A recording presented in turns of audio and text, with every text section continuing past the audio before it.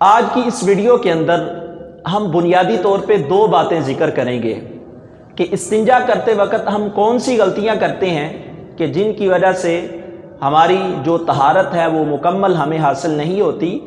اور دوسرا استنجا کرنے کا، طہارت حاصل کرنے کا مکمل شرعی طریقہ کار کیا ہے۔ تو دیکھیں، جو ہم غلطیاں کرتے ہیں ان میں سے جو بنیادی غلطی ہے وہ یہ ہے کہ جب ہم واش روم کے اندر جاتے ہیں قضاء حاجت کے لیے، تو جس وقت ہم چھوٹا پیشاب کرتے ہیں تو چھوٹا پیشاب کرنے کے بعد ہم استبراء نہیں کرتے۔ ہم کیا کرتے ہیں کہ پیشاب کرنے کے فوری بعد ہم پانی سے ہی اس کی صفائی کرنے کے بعد فوراً جلدی باہر آ جاتے ہیں۔ تو پھر کیا ہوتا ہے کہ بعض اوقات انسان کا واش روم کے اندر اٹھتے وقت ہی یا باہر نکلتے وقت کوئی قطرہ نکل جاتا ہے، تو پھر انسان کو یہ احساس نہیں ہوتا کہ آیا یہ پانی کا قطرہ ہے یا پیشاب کا کوئی قطرہ وغیرہ نکلا ہے، جبکہ کتابوں کے اندر لکھا ہوا ہے کہ جب چھوٹا پیشاب کیا جائے تو اس کے بعد استبراء کیا جائے۔ اب استبراء کیا ہے؟ استبراء یہ ہے کہ انسان چھوٹا پیشاب کرنے کے بعد اتنی دیر ویٹ کرے کہ اس کے جو قطرے آنا ہے وہ مکمل طور پہ بند ہو جائے، اور اس کے بعد انسان اپنی عادت کے مطابق کچھ قدم چلے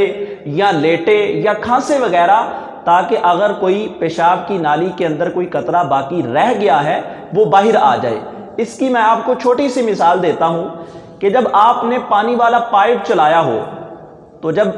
آپ اس کو بند کرتے ہیں، تو جب آپ پائپ کو اکٹھا کرتے ہیں تو تھوڑے جو قطرے ہیں وہ نکل رہے ہوتے ہیں، کیونکہ جو پانی کا پیچھے سے پریشر ہے وہ تو بند ہو گیا، لیکن جو قطرے تھے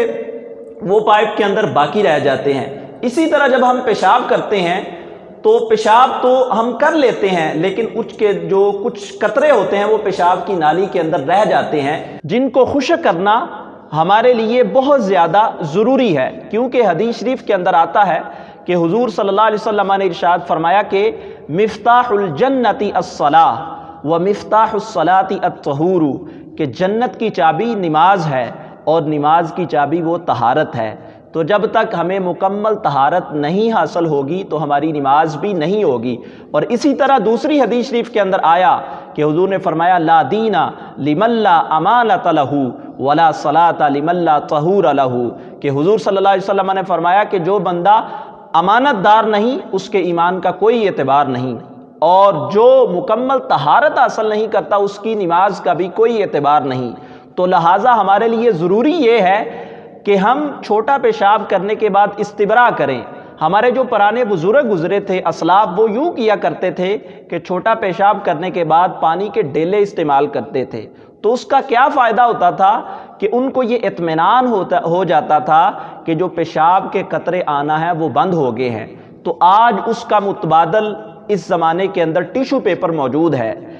لہٰذا ہم سب کے لیے ضروری یہ ہے کہ ہم پیشاب کرنے کے بعد ٹیشو پیپر کو استعمال کریں، تاکہ ہمیں اطمینان قلب حاصل ہو جائے کہ ہمارے جو پیشاب کے قطرے آنا ہے وہ بند ہو گئے ہیں۔ اچھے طریقے سے ٹیشو پیپر کے ساتھ پیشاب کو خشک کر لیں، ورنہ کیا ہوگا کہ جب ہم پانی کے ساتھ ہی اپنا یہ سارا معاملہ کریں گے، صفائی کریں گے، تو پھر کیا ہوگا کہ ہمارا جب قطرہ نکلے گا تو وہ کپڑے کو لگے گا، اور جب کپڑے کو لگے گا کپڑا بھی ناپاک ہو جائے گا، بدن بھی ناپاک ہو جائے گا، اور اگر ہم اسی طرح نماز پڑھ لیں گے تو ہماری نماز بھی نہیں ہوگی۔ تو لہٰذا ہم سب کے لیے ضروری یہ ہے کہ ہم چھوٹا پیشاب کرتے وقت استبراء کریں۔ تو استبراء جو ہے وہ آج کے زمانے کے اندر ٹیشو پیپر کے ساتھ بہترین طریقے سے ہو سکتا ہے۔